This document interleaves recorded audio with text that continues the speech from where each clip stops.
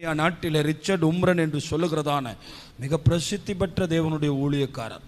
உண்மையிலேயே அவர் உலகமெங்கிலும் அந்த காலத்திலே பிரசித்தி பெற்றவராய் விளங்கினார். அவர் ரட்சிக்கப்பட்டதே ஒரு பெரிய ஆச்சரியம்.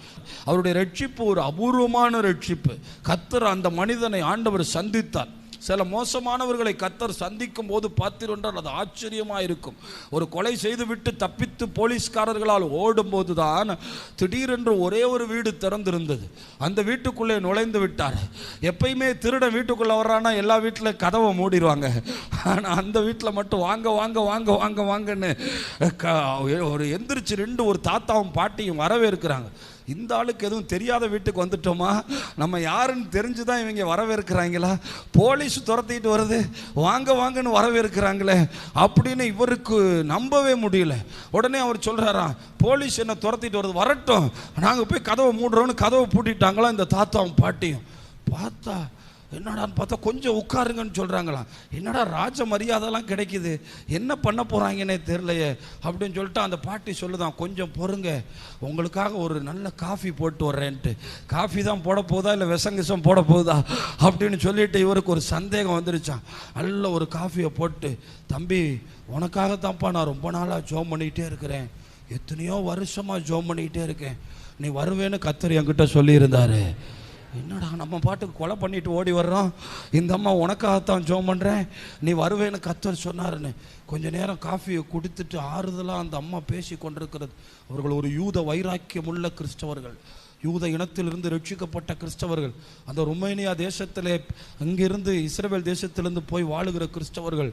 அந்த அம்மா கொஞ்ச நேரம் நன்றாக ஆறுதலாக பேசிவிட்டு தன் கரங்களில் இருக்கிற வேதாகமத்தை அந்த மனிதனிடத்திலே கொடுத்த போது அந்த வேதாகமம் அவர் கையில் திறக்கிறார். அந்த வேதாகமம் முழுவதும் கண்ணீரால் நிரம்பி இருக்கிறது. அப்படியே அவர் எடுத்து படிக்க ஆரம்பிக்கிறார். கர்த்தர் அந்த வேதாகமத்தினூடாக பேச ஆரம்பித்தார்.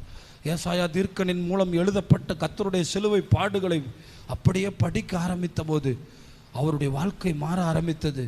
அவர் இயேசுவுக்கு தன்னை ஒப்பு கொடுத்தார்.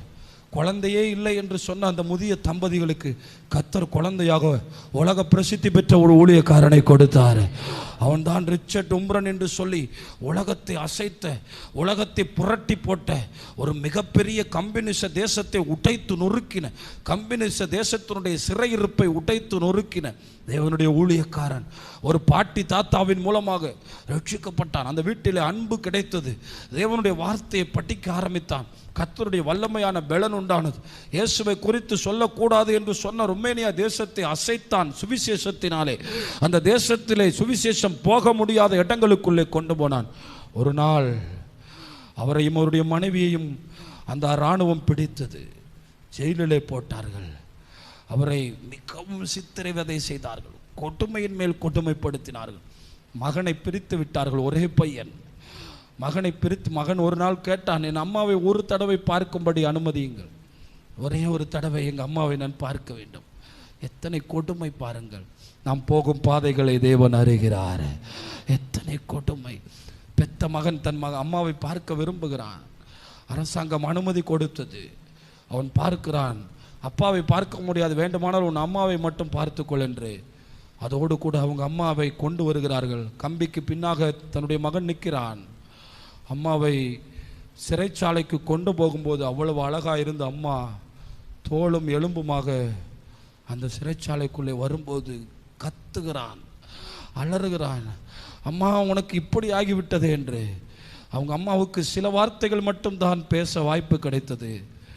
எத்தனை உபத்திரவங்கள் வந்தாலும் இயேசுவை நீ விட்டுவிடக்கூடாது.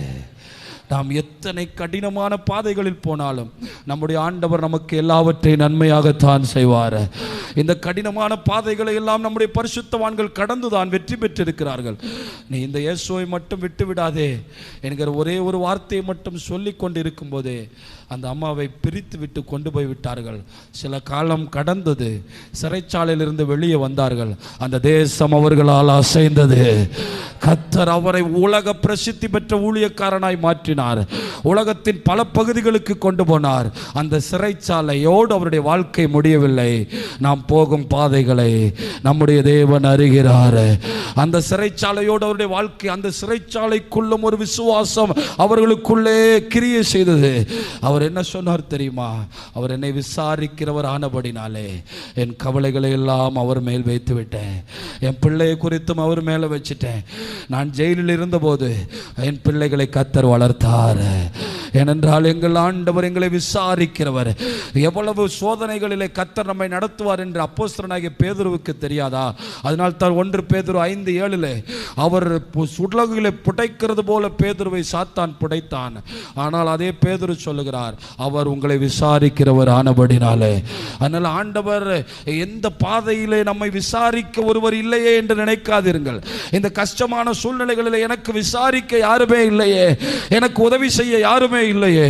நாம் போகும் பாதைகளை தேவன் அறிகிறவராயிருக்கிறார். இந்த விசுவாசம் மட்டும்தான் தேவன் மேல் இருக்கிற அந்த நம்பிக்கையை உறுதிப்படுத்தும். நான் போகிற இந்த கடினமான பாதையில் தேவன் என்னோடு இருக்கிறார். இந்த கடினமான பாதையில் தேவன் என் பக்கத்தில் இருக்கிறார். நான் போவதை அவர் அறிந்திருக்கிறார்.